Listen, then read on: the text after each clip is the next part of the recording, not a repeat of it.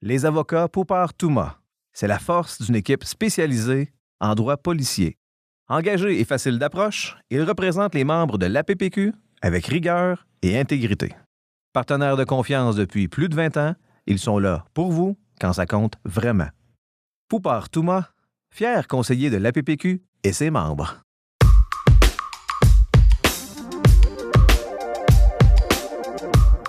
L'APPQ vous donne accès aux coulisses du syndicalisme policier. Découvrez la force de l'association.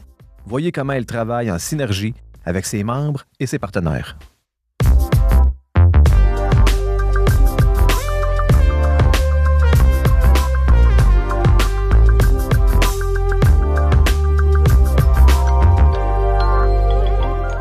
Bonjour tout le monde, bienvenue dans les coulisses de la PPQ. Mon nom est Dominique Robert, je suis président de l'association. Je suis avec mon ami Jeffrey Saint-Hilaire. Jeffrey Saint-Hilaire, je suis vice-président aux communications et à la dotation. Comment ça va? Ça va bien. Je suis très heureux de refaire notre podcast aujourd'hui. On est reparti pour un autre épisode.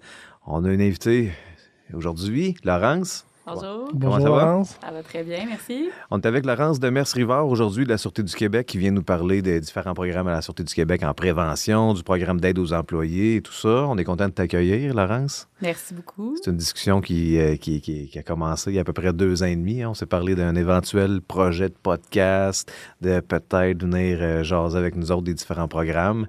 Très content de t'avoir avec nous autres. Merci. Donc, vous comprenez que ça fait 2 ans et demi que je me prépare là, pour ce moment-ci. Ah, ça va être très bon. Très bon, ça va être le meilleur des épisodes. Ça va être tout un épisode. Laurence, parle-nous donc de toi. On se connaît un petit peu, on a déjà collaboré ensemble sur différents dossiers, différents sujets. Parle-nous de ton rôle à la Sûreté puis au département de santé et prévention. Parfait. Donc, je suis responsable du service de la prévention au travail à la Sûreté du Québec. Je suis une cadre civile. Ça fait maintenant 6 ans là, que je suis dans cette équipe-ci. On a vécu des petits changements de structure l'année passée. Donc, présentement, mon service, c'est vraiment prévention là, en santé, prévention psychologique et physique. OK. Il y a un service distinct maintenant pour l'invalidité. Exactement, c'est ça. C'est 2 branches différents. Avant, tu t'occupais des 2. Maintenant, tout est séparé. Oui, exactement. Fait que ça nous donne un meilleur encadrement puis plus de temps pour nos dossiers. Puis on fait partie là, de la direction adjointe santé mieux-être à la direction des ressources humaines. Puis avant un peu, qu'est-ce que tu faisais pour la Sûreté? Avant, ça fait 13 ans que je suis à la Sûreté. Donc, je suis rentrée comme stagiaire, comme partenaire RH dans le temps à Mascouche. Donc, je desservais l'Abitibi. J'ai été conseillère en ressources humaines dans différentes fonctions, là, au développement organisationnel. J'ai été aussi conseillère de direction pendant 4 ans aux ressources humaines. Puis après ça, j'ai eu différents mandats de gestion, notamment au partenaire RH. Là, quand ça a fermé, les divisions d'administration, ça a réouvert sous la forme de partenaire RH. Alors, j'étais là à ce moment-là. J'ai été aussi au PDRH, au programme de développement des ressources humaines, oui. Donc tout ce qui est la logistique de formation. Mm-hmm. Puis par la suite, en santé, sécurité, depuis 6 ans maintenant. Fait que les membres te voient sur les réseaux sociaux à l'occasion. Ils te voient sur Intranet aussi, différentes publications sur les programmes que vous avez en matière de prévention. Sinon, ils vont faire aussi, surtout affaire avec ton équipe. Oui, vraiment. Oui, on me voit dernièrement dans les réseaux sociaux. On essaie de, dans le fond, un peu... Là, de rejoindre un nouveau auditeur, auditrice. Oui, puis essayer d'enlever les tabous par rapport à la recherche d'aide. C'est vraiment ça notre objectif. On veut que les gens puissent se sentir bien d'aller chercher de l'aide quand ils en ont besoin, que ça soit de moins en moins tabou, que ça soit de moins en moins jugé. On sait que vous faites un travail très exigeant, donc ça peut tous nous arriver dans la vie, peu importe notre fonction, qu'on travaille ou pas, mais de plus en plus dans le domaine policier, avec tous les risques que vous vivez, on a des besoins ponctuels, des fois, d'aller chercher de l'aide, il ne faut pas être gêné de ça. À la Sûreté du Québec, on a des très beaux programmes, donc c'est un peu pour ça qu'on essaie de les publiciser, parce que souvent, ce qu'on a comme commentaire, c'est que les gens ne sont pas au courant que ça existe. Donc, c'est assez dommage que les membres ne soient pas toujours au fait, là, dans le fond, de ce qui est disponible pour eux et souvent gratuitement. Parle-nous donc un peu, justement, du PAE ou du programme d'aide aux employés. Oui. Donc, le programme d'aide aux employés, ça fait longtemps qu'on tente de le publiciser. Dans le fond, on fait beaucoup de publicité là, dans nos moyens disponibles. Donc, courriel, intranet, mais on sait que c'est pas tout le monde là, qui a le temps de lire ces médiums traditionnels-là, disons. Et que très contente d'être invitée aujourd'hui parce que je pense que vous réussissez à aller chercher là, beaucoup de gens par le podcast. Donc, programme d'aide aux employés, c'est un programme qui est desservi par une firme externe de la Sûreté du Québec. D'ailleurs, j'ai une question quiz pour vous. Oh! Je peux me permettre? Oui, ben oui. Donc, quand est-ce que vous pensez qu'il y a eu le premier programme d'aide aux employés à la Sûreté du Québec? Le premier... Moi, je dirais 2005. OK. Fin des années 80. Ouais. Bon. C'est ça, Dominique, qui était l'ancien VP Santé-Sécurité. Là. Ah, J'ai tout appris ça par cœur, Jeffrey. Désolé, c'était pas fair. Donc, 1980, dans le fond, c'était le premier programme d'aide aux employés à la Sûreté du Québec, mais c'était un modèle différent. Donc, c'était des employés bénévoles à la Sûreté qui recevaient les appels d'aide, ciblaient les besoins, puis après ça, allaient chercher un intervenant au privé pour trouver un rendez-vous pour le membre. Ça veut dire bénévoles en surplus de leur fonction habituelle? OK, quand même. Oui, bien, je pense dans leurs heures de travail, mais au travers de leurs tâches régulières. Donc, ils faisaient un peu comme la courroie de transmission, si on veut, cibler les besoins, trouver d'autres gens à l'externe. En 1995, ça a été notre premier PAE sous forme actuelle, c'est-à-dire avec une compagnie à l'externe qui fait ça, là, que c'est son core business. Offre les services, on libère les gens à sûreté, puis des spécialistes qui s'occupent de ça. Exactement. Puis on s'assure d'avoir des intervenants qui couvrent, dans le fond, tous les domaines. Parce que le PAE, le programme d'aide aux employés, c'est autant pour le travail que pour la vie personnelle, familiale. Donc ça, c'est important à savoir. Ça couvre absolument tout. C'est vrai, bon point, ça. Hein? Conjointe, les enfants. Souvent, qui est méconnu. Hein? On pense que c'est juste parce que programme d'aide employé, c'est seulement pour les employés. On reviendra tantôt sur tous les services aussi qui sont couverts par le PAE. Oui. Puis le PAE, dans le fond, c'est ça, comme je viens de le dire. Oui, c'est pour aussi si moi, comme employé, je vis des difficultés personnelles, mais c'est aussi accessible, comme tu l'as dit, là, je veux vraiment spécifier, pour les membres de la famille. Donc, il y a 8 heures, 8 séances gratuites pour chaque employé de la Sûreté, civil, policier. Puis il y a 8 heures aussi pour la famille, donc enfants à charge, conjoint-conjointe. Donc, c'est vraiment important de savoir que c'est pour tout le monde parce qu'on sait que des fois, ça peut être même des fois aussi difficile quand c'est un membre de notre famille qui va pas bien. On va prendre la charge sur nous. Et ça fait des responsabilités de plus. On s'inquiète pour l'autre personne. Donc, tout le monde y a accès. Question par rapport aux heures que tu viens de décrire. Qu'est-ce qui arrive si j'atteins le nombre d'heures maximum? Ça arrive chaque année. Là. Je ne dirais pas que c'est courant, mais ça arrive. Donc, dans le fond, le PAE, c'est payé par l'employeur. Donc, c'est totalement gratuit pour tous les membres. À la différence de nos assurances ou à la différence de services qu'on prend à l'externe comme à la vigile qui sont réclamés à nos assurances, le PAE, puis on veut le dire pour faire une distinction, c'est un programme qui est payé uniquement par l'employeur pour les membres. Exactement, 100%. Donc, avant de répondre à ça, je veux juste spécifier que c'est totalement confidentiel, le PAE. Donc, même si moi, je suis responsable du contrat avec mon équipe, qui ont, dans le fond, on paie chaque année, puis on s'assure des services rendus, j'ai aucun compte rendu sur qui consulte, en aucun cas. Ma personne responsable du programme dans l'équipe non plus, c'est très, très important. Okay. Donc, PAE, c'est une thérapie brève. Donc, c'est supposé être une problématique qu'on peut passer au travers dans un cadre quelque chose de ponctuel. Oui, ponctuel, quelque chose qu'on va traverser rapidement. Donc, c'est sûr que ça ne va pas être une thérapie qui va aller jusqu'à l'enfance. Là. Okay. Donc, si, dans le cadre de ces 8 séances-là, c'est pas terminé, puis le thérapeute ou l'intervenant, dans le fond, juge qu'il aurait besoin de séances supplémentaires, c'est le PAE qui va nous contacter pour nous dire, dans le fond, jamais on a le nom de la personne. Dans un dossier anonymisé. Oui, on est rendu à telle étape, je juge qu'il y aurait besoin de 2 séances supplémentaires pour en venir à bout. Est-ce que vous l'autorisez? Et jusqu'à maintenant, on a toujours autorisé ces séances-là. Donc, le membre n'a pas besoin de faire de démarche de son côté. C'est le PA qui s'en occupe. Puis nous, de notre côté, on va toujours, dans le fond, justifier les séances qui sont supplémentaires. Merci pour la précision. Juste pour l'expliquer, pour que ça soit clair pour tout le monde, comment on peut techniquement ouvrir la porte ou cogner à la porte du programme d'aide aux employés?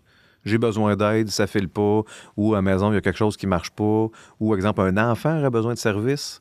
Comment je commence mes premières démarches? Oui, en fait, très, très simple, c'est au numéro de téléphone du PAE. Qui est? On va le nommer tout de suite. Donc, pour prendre rendez-vous, c'est au 1-800-931-5151. On va l'ajouter dans la description de l'épisode, ça, Laurence. Fait que les auditeurs, vous pouvez aller voir là-dessus. Il va être noté dans la description de l'épisode. Ça, ainsi que les courriels qui vont être nommés, là, tout va être présent dans les commentaires. Exact. Super. Puis si vous avez un blanc dans votre fond d'écran d'ordinateur à la Sûreté, il y a toujours le numéro de PAE qui est en bas aussi, puis il est un peu disponible partout. Donc, on va aussi distribuer des cartes prochainement, là, si ça n'est pas déjà fait, dans les postes de police avec le numéro du PAE. Donc, quand même assez facile de le retrouver. Excellent. Donc, loger un appel au PAE, c'est 24/7. La première étape? Oui. La deuxième, est-ce que ça peut fonctionner via un courriel? Non, ils n'ont pas de courriel, je pense. C'est vraiment un numéro de téléphone. La porte d'entrée par téléphone. Téléphone ou via l'application. OK. Donc, on parler de l'application. Je suis moins au courant de cette partie-là. Oui, l'application, je pense que ça fait 2 ans à peu près qu'on l'a. Donc, c'est l'application TELUS Santé Intégrale. Okay. Donc, on a présentement plus de 1000 personnes de la Sûreté là, qui sont inscrites à l'application. Okay. Ce que ça permet, c'est via ça, on peut prendre un rendez-vous directement. Fait que si on n'a pas envie d'appeler, ça peut être plus facile comme ça. C'est sûr que lors du rendez-vous, il faut cibler c'est quoi nos besoins. Donc, c'est quoi la problématique pour qu'on consulte. Deuxièmement, qu'est-ce qu'on veut comme mode de consultation? Il y a 3 modes. Donc, soit en présentiel. Dans la sûreté, c'est encore très demandé, là, dans le fond, le présentiel. On a 44 des gens là, qui consultent en vrai. OK. Généralement, là, de plus en plus, on va vers des modes hautes là, parce que les gens, c'est plus facile des fois pour flexibilité, dans l'horaire des de travail. rendez-vous plus tôt, l'horaire de travail et tout ça. C'est sûr que si on ne demande pas en présence, ben, on a accès à tous les professionnels de la province. Fait que des fois, si on a des spécificités par rapport à nos besoins, ça peut réduire les délais de prise en charge. Évidemment, OK. Sinon, ça peut être par vidéoconférence, le vidéoconsuling. Fait que dans le fond, on voit la personne à l'écran. Ou sinon, ça peut même être au téléphone. Donc, sans avoir de visuel, des fois, les gens, ça peut briser une certaine gêne. C'est possible aussi. D'ailleurs, c'est 22 là, des gens qui consultent qui ont choisi cette option-là à la sûreté. Donc, on cible le besoin. Après ça, on peut aussi faire des spécifications sur le type d'intervenant qu'on veut avoir. Une des choses qu'on entend souvent, c'est « Ah, je n'ai pas eu un psychologue, j'ai un travailleur social, il ne connaît pas ça ». On parle d'une thérapie brève. Donc, ce qui est important de savoir, c'est que tous les intervenants du PAE, puis dans tous les types de PAE, c'est comme ça, ce ne sont pas juste des psychologues pour avoir une variété de personnes avec des différentes connaissances sur des thématiques, puis des approches aussi qui sont différentes. Fait que c'est vraiment pour avoir une variété, parce que chaque personne, on a des besoins différents, exact. On a des approches différentes. Je pourrais adorer mon thérapeute, puis toi, Jeffrey, que tu ne l'aimes pas du tout. Là, fait que on a toutes des affinités différentes avec les gens. Là. De l'extérieur, on a souvent le besoin ou on pense avoir le besoin nécessairement d'un psychologue, une personne qui a une formation de psychologue, alors que les gens qui sont un peu plus au courant de ce qui se passe dans le milieu, des connaissances ou des spécificités de chacun, bien, un travailleur social ou un psychoéducateur pourrait faire l'affaire dans certaines situations. Fait que oui, je comprends, les gens demandent un psychologue, mais il y a un éventail. Puis avec Jeffrey, récemment, on assistait à une présentation d'un service similaire en Ontario. Puis c'est ce qu'il nous expliquait. Tout l'éventail des différents profils d'intervenants qui peuvent donner un coup de main. C'est vraiment varié. Puis le but, c'est de trouver la personne la plus spécifique à votre besoin. Exactement. Puis je pense aussi le point majeur, c'est l'affinité. Oui. Donc, l'important, c'est que ça se peut que dans notre premier rendez-vous, on arrive, puis des fois, on entend, ça, c'est une autre critique, on entend « Ah, ça fit pas. Ça fit pas, il était pas bon. » C'est pas un gage de qualité du PAE. C'est peut-être qu'on n'a pas d'affinité avec cet intervenant-là. Exact. Donc, la première rencontre, souvent, c'est pour cibler les besoins, puis l'affinité. C'est super correct de ne pas bien s'entendre avec son intervenant. À ce moment-là, on peut changer sans problème. En même temps, est-ce qu'on peut s'attendre à des miracles d'une première rencontre? Des fois, ça en prend 2, 3, puis il y a une relation après ça qui s'installe. Oui, quand on parle de thérapie court terme, c'est pas une séance. Là, généralement, les gens vont aller entre 4 et 6 séances ou, jusqu'à on l'a dit, des fois, ça dépasse les 8. Maintenant, je ferai une parenthèse. Je prends quelques secondes de votre temps. Je voudrais attirer votre attention sur l'implication d'un de nos partenaires. Quand on parle d'engagement dans la communauté, on pense souvent du soutien financier, mais il y a aussi un aspect dont on parle moins et qui nous tient particulièrement à cœur. C'est le soutien envers la santé psychologique des policiers. Un des grands partenaires pour cette cause-là, c'est la Caisse des policiers et policières. Elle est partenaire de cœur de la Maison La Vigile, à qui elle verse plus de 60 000 $ chaque année. Oui, et le soutien, là, il ne se limite pas juste à un chèque annuel. Ils appuient activement des événements, des initiatives. Exemple, conférences, des levées de fonds, activités de sensibilisation, tout ce qui peut contribuer au mieux-être de la communauté policière. L'implication est directe aussi. Leur directeur général, Marc Bédard, est un membre du CA de la Caisse. Les 2 sièges au conseil d'administration de la Vigile. Bien, ça, c'est un engagement concret sur le terrain et pour nos membres. Puis, ça s'inscrit dans une vision globale. Parce que la Caisse est aussi partenaire de la chaire de recherche UQTR-ENPQ sur la prévention en santé psychologique et au travail en sécurité publique. Ils soutiennent aussi plusieurs événements sportifs initiés par la communauté policière pour encourager l'équilibre entre la santé psychologique et la santé physique. Et voilà, c'est ce qu'on voulait vous dire. Maintenant, on revient à l'entrevue. Dis-moi, Laurence, est-ce que les intervenants qui œuvrent sont formés pour connaître la réalité policière ou ça peut être n'importe qui? Bien, c'est une très bonne question parce que je ne sais pas si vous avez vu là, dans les médias dernièrement, il y a eu des subventions qui ont été données à l'ENPQ, l'École nationale de police du Québec. Et une de ces subventions-là était pour développer une formation pour les psychologues uniquement qui œuvraient dans les corps policiers. Psychologue et psychothérapeute, membre de l'ordre des psychologues et psychothérapeutes, ça se peut-tu? Je pense que c'était exclusif. Quelque chose comme ça. Ah, OK. Ouais. On va lever le doigt. Oui, je pense que c'était exclusif aux psychologues, mais... Mais oui, on a entendu parler de cette formation-là. On a essayé d'avoir quelques informations, mais Oui. je te laisse expliquer ça en détail. Donc, il y a eu quelques cohortes de l'NPQ qui ont été faites jusqu'à date. Ça a été quand même très, très, très populaire. Donc, c'était assez contingenté. Il y a présentement une quinzaine là, de psychologues de notre PAE qui ont été formés sur cette formation-là. Ce qui est, tout le monde a adoré, là, c'est une formation à succès jusqu'à maintenant. De ce qu'on entend, c'est très positif. Ce qu'il faut savoir, c'est qu'il y a des cours, mais il y a aussi un stage d'observation, là, fait un corps de patrouille qui est donné lors de la formation. Donc, ça leur permet vraiment de voir c'est quoi la réalité du travail policier. Donc, en effet, c'est vraiment un avantage là, des intervenants qui ont eu cette formation-là. Dans cette quinzaine d'intervenants, il y a quand même 4 superviseurs cliniques. Donc, dans le fond, c'est eux qui supervisent les interventions des intervenants. Donc, ils peuvent aller, dans le fond, les amener à comprendre bien la réalité policière. Il y a aussi des activités du PAE là, sur la connaissance réalité policière. D'ailleurs, il va y avoir un midi-conférence, là, je pense que c'est dans les prochains mois. OK. Donc, les intervenants du PAE qui sont intéressés peuvent y aller. C'est sur leurs heures de travail, puis c'est gratuit. Concernant les psychologues qui suivent la formation à l'École nationale, de notre côté, on a des discussions avec certains d'entre eux. Entre autres, on voudrait une personne désignée qui est capable d'assister nos directeurs qui ont une job pas facile, qui ont des contacts des fois plus difficiles avec certains membres ou qui ont une surcharge de travail, différentes problématiques. Ouais. Mais aussi, on est en discussion avec eux. On va tenter de faire une espèce de bottin, regrouper ces gens-là qui soient identifiables sur notre site Internet. C'est-à-dire, regardez, vous cherchez un psychologue à l'externe, bien, sachez que cette liste-là, ils sont un peu plus au fait des réalités, de la réalité policière. Oui, oui, nous autres aussi, on a fait la même demande parce qu'on aimerait bien savoir là, qui est finissant de ces formations-là. Il y a des enjeux de confidentialité Oui. des cohortes, mais ce qu'ils ont accepté, c'est de transmettre notre demande aux personnes qui complètent la formation, puis eux, par la suite, nous consultent. Évidemment, Exact. on doit en échapper dans la liste, là, mais il y en a une bonne partie qui nous consulte après ça. Oui, puis je dirais que de plus en plus, là, ils finissent par savoir où nous trouver. Là. Nous, dernièrement, justement, on est allé dans un congrès des psychologues du Québec, donc nécessairement, on a transmis nos informations. Donc, ça arrive là, de plus en plus qu'on se fait contacter par des psychologues qui ont envie de travailler chez nous. Ben oui. Donc, la visibilité, les réseaux sociaux, ça permet ça, là, de vraiment pouvoir aller chercher des gens qualifiés. OK.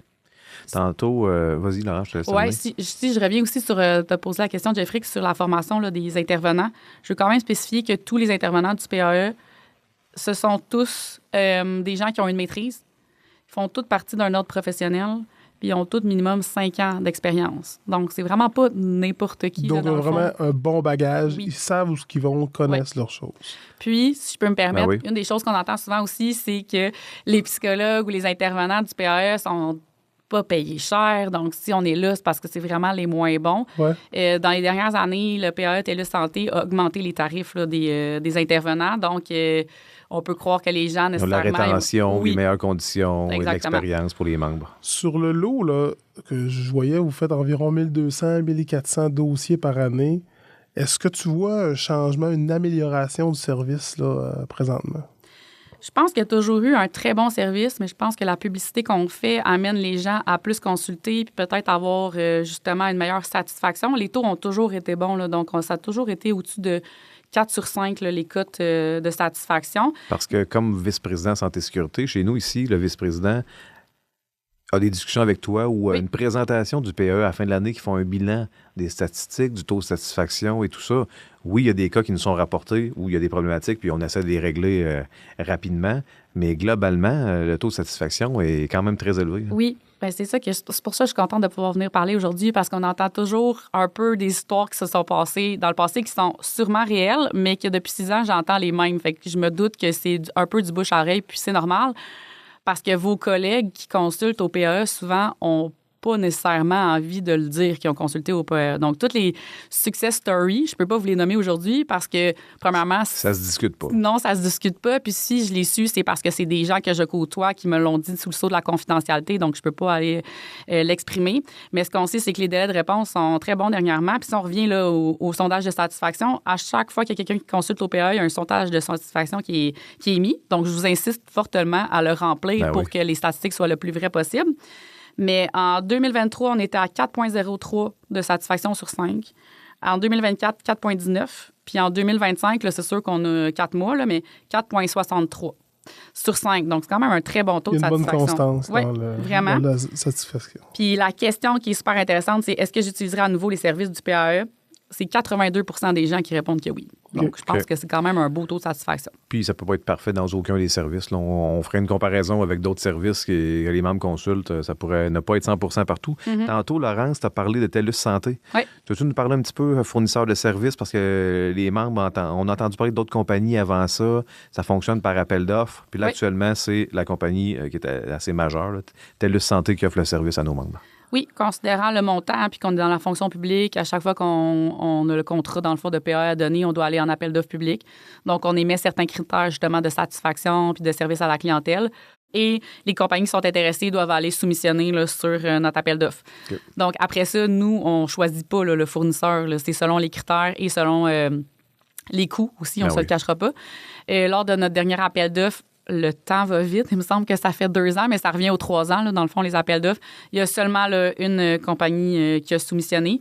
TELUS Santé est rendu très, très gros. Donc, il y a beaucoup des firmes de PAE, de programmes d'aide aux employés, qui ont été rachetés par TELUS Santé. Donc, ils détiennent là, beaucoup de compagnies qui ont aussi beaucoup d'expérience là, derrière la cravate. Est-ce que l'ancien fournisseur de services avait été racheté par TELUS? Oui. Ou... OK, je comprends. Oui. Maintenant, concrètement, là, les gens qui nous écoutent, là, pour quel type de situation ils peuvent dire « Moi, j'appelle au PAE ». Là-dessus, je ne savais pas trop où aller. Puis finalement, j'apprends que le PAE offre des services parce qu'il offre plus que de la consultation psychologique. Là. C'est quoi l'éventail? Oui, bon, donc les classiques, là, généralement, les gens appellent pour stress, dépression, anxiété. Là, ça, c'est vraiment les majeures difficultés personnelles. Conflit. Donc, ça, c'est vraiment ce qui est la thérapie là, classique. Sinon, les services qui sont moins connus, c'est qu'il y a du coaching, justement. Donc, le coaching, c'est si on vit une situation conflictuelle au travail, vraiment reliée au travail, avec collègues, employés, gestionnaires. C'est un coaching qui est sporadique.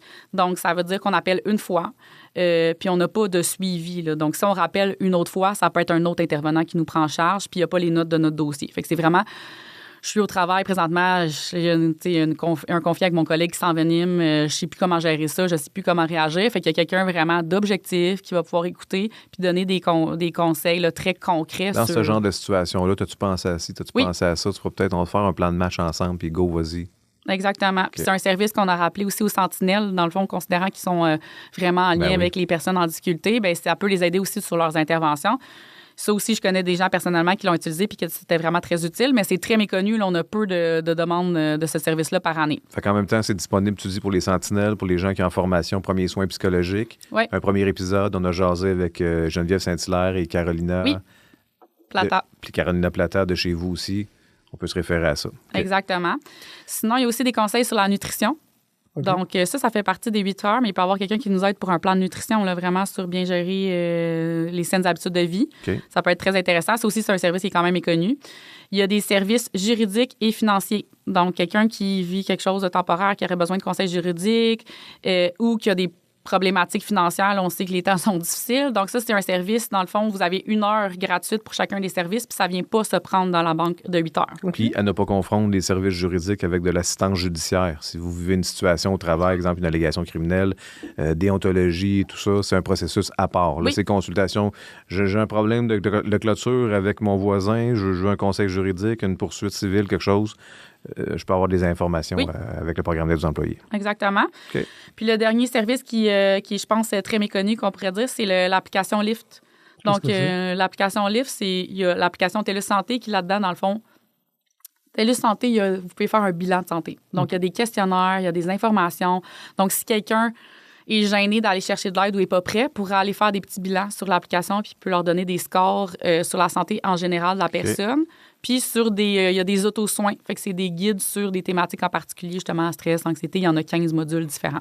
Okay. Fait que ça peut être une bonne première étape. Si on est un peu timide, on n'est peut-être pas prêt à aller chercher de l'aide. Bon, si on est en réflexion, des fois, ça peut être un indicateur pour passer à la prochaine étape. C'est ça, des fois, ça peut nous donner un petit push à y aller. Jeffrey l'a fait, d'ailleurs. Oui. Dominique m'avait incité à y aller. Vous voyez, ça porte des fruits. Là, il va vraiment bien maintenant. Dans le fond, ça, c'est disponible sur l'application de TELUS. Exact. Puis l'adresse pour l'avoir, ou comment que je fais pour avoir l'application, non? Tout ça est sur notre site Intranet, considérant que c'est en lien avec notre contrat TELUS Sûreté du Québec. Il y a un lien particulier. Donc, il faut aller sur l'intranet sur notre page santé. OK. Je pense que c'est Mon travail, santé au travail, puis vraiment un onglet Programme d'aide aux employés. Il y a toutes Tout doit les être informations là-dedans. Donc, ce que ça inclut, tout ce que je vous ai dit aujourd'hui, le numéro de téléphone, l'adresse, le lien pour l'application, puis le lien pour la dernière application qui est Lyft. Lyft, c'est une application de mise en forme. Donc, ça peut ressembler à un Nike Fitness. Là. Dans le fond, c'est une manière gratuite d'avoir différents types de Coaching training, d'entraînement, proposition de programme d'entraînement, tout ça. Exactement. Moi, Laurent, j'aimerais ça. Tu sais, genre, de tantôt, on discute de tous les programmes qu'on a. Qu'est-ce que tu voudrais dire à une personne qui hésite encore à faire affaire avec tous les programmes qui sont disponibles?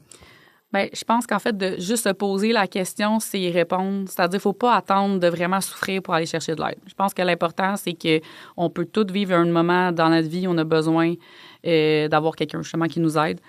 Ce recul-là, on ne peut pas le faire soi-même. On a besoin de se faire guider. Ils sont là pour ça. Ce sont des spécialistes dans le domaine. Il ne faut pas avoir peur. C'est pas sorcier. Puis je pense que une fois qu'on l'a vécu, on se rend compte que ça peut vraiment faire du bien. Puis c'est agréable. Là. C'est vraiment un moment pour soi qu'on s'offre. Donc, dès qu'on se pose la question, n'hésitons pas, allons-y. Plus on attend, plus ça va être difficile aussi de se rétablir. Donc, nécessairement, plus on souffre, bien, plus les séquelles sont présentes. Une spirale. Exactement. Puis une des questions que le PA pose, c'est si, pour les gens qui consultent, qui ne sont pas en arrêt de travail, c'est si vous n'aviez pas eu les soins du programme d'aide aux employés, est-ce que vous seriez en absence maladie présentement? 40 des gens ont répondu oui. C'est gros, hein? C'est énorme. Donc, incroyable. c'est la prévention. Bien, faut le traiter en prévention. Ah oui. Donc, ça n'a pas besoin d'être... on n'a pas besoin d'avoir quelqu'un qui est décédé ou de vivre une rupture pour avoir besoin d'aide. C'est tellement un investissement là, pour la sûreté, pour les membres pour directement, soi-même. pour soi-même. Là, c'est incroyable. Tu sais, on a des amis, des collègues, un filet social et tout ça, mais des fois, d'avoir un avis externe qui vient se prononcer et donne un petit coup de main, là, ça Oui. peut aider. Puis je pense que c'est quand même une belle offre gratuite que l'organisation nous donne. Donc, moi, je pense que tout le monde, on pourrait consulter minimum une fois, là, n'importe qui, des ressources d'aide dans notre Faire un vie. bilan. Ah oui. Un bilan. Tu sais, des fois, j'utilisais l'analogie du bain. J'avais entendu ça dans une conférence. Sans s'en rendre compte, on fait 25, 30, 35 ans de carrière. Au début, on est dans le bain, ça va bien, l'eau est chaude, il y a de la mousse qui cache tout, puis... à un moment donné, sans s'en rendre compte, si on n'a pas un petit bilan à l'occasion, ben à un moment donné, l'eau est rendue pas chaude, puis il n'y a plus grand mousse qui cache grand-chose.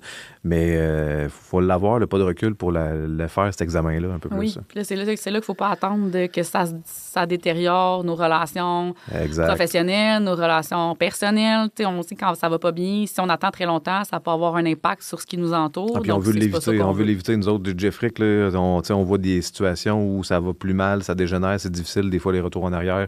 Fait qu'il faut vraiment les attraper en amont. Tantôt, tu nous as donné les informations par rapport au PAE. Oui. Il y a aussi ton équipe à toi. Oui. Qu'on peut rejoindre. Là, comment qu'on peut faire si on veut parler avec ton équipe directement? Exactement, c'est ce que je voulais vous dire. Si des fois, on est timide d'aller vers le PAE, puis qu'on veut parler à quelqu'un qu'on est sûr qui connaît absolument notre réalité, mon équipe est très stable. C'est tous des intervenants.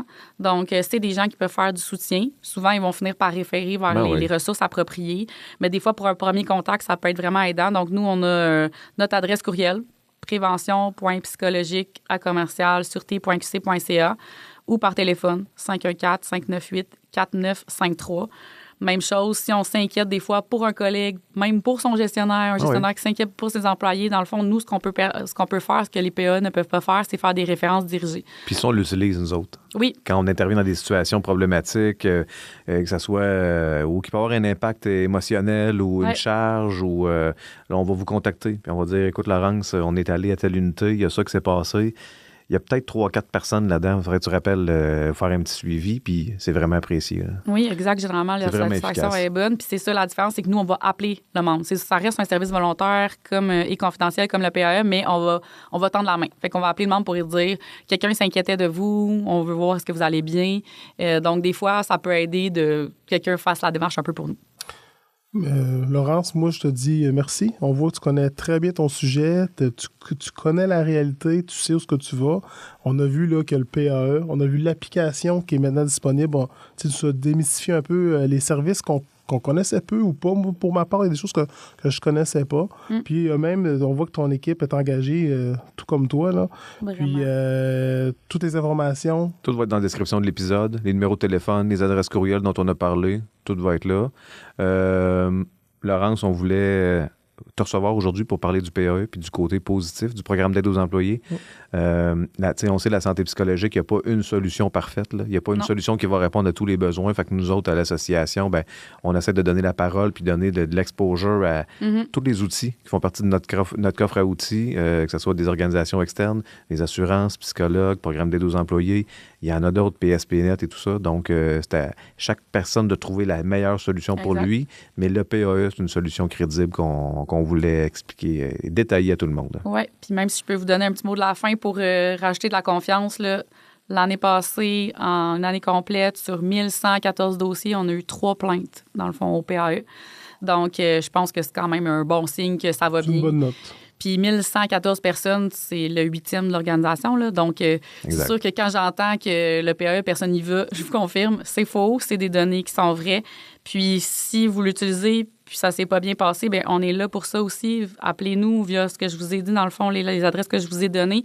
Nous, notre service qu'on offre, c'est de s'assurer que le PAE nous fournisse le service demandé. Donc, on s'assure du traitement des plaintes aussi avec vous. Mais je ramène que 82 personnes là, qui seraient prêts 82% des gens qui seraient prêts à le réutiliser, je pense que ça veut dire que ça fonctionne. C'est positif. On va rajouter dans la description de l'épisode ce que tu nous as donné tantôt avant l'épisode, info, PAE, @sûreté.qc.ca. Dans le fond, les adresses vont être là, les numéros de téléphone. Si vous avez des questions plus spécifiques pour le PAE, des commentaires, une plainte, quelque chose, vous pouvez passer par là directement, il va être dans la description. Ou même l'équipe à Laurence aussi, les informations vont être là. Moi, sur ça, moi, je vous dis, n'hésitez pas. Utilisez le programme d'aide aux employés qui est disponible.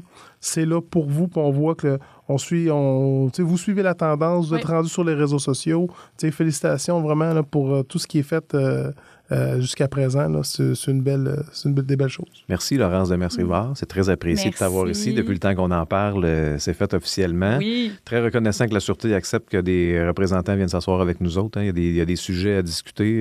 Il y a certains sujets qui sont plus litigieux, là, mais en santé, on lésine pas, puis on est prêt à vous donner le micro pour expliquer toutes ces parties-là. Bien, c'est gentil, puis on travaille dans le même but, là, que les gens aient le mieux possible. Donc, merci pour l'invitation, c'est gentil. Puis si vous allez bien, bien, continuez vos saines habitudes de vie. Il fait beau, on sort dehors, on s'entoure de gens qui nous font du bien. Et on a un équilibre entre le travail et la vie personnelle. Tu sais, ça, c'est les bonnes habitudes à maintenir pour prévenir une bonne santé mentale. Merci tout le monde. On vous demande d'aller voir nos autres épisodes. Abonnez-vous au podcast dans les coulisses de la PPQ. Parlez-en à vos amis, vos collègues, c'est important. Dominique, merci pour avoir... L'épisode, organisé ça. Effectivement. Merci, Jeff. Tout le monde, description de l'épisode, allez voir, tous les détails sont là. Sinon, si vous avez quelque chose, commentaire avec un S, appq-sq.com. Ça va être dans les commentaires et dans la description de l'épisode aussi. Sinon, Jeffrey, Laurence, merci beaucoup. Bonne semaine. Bonne journée à tous. Merci.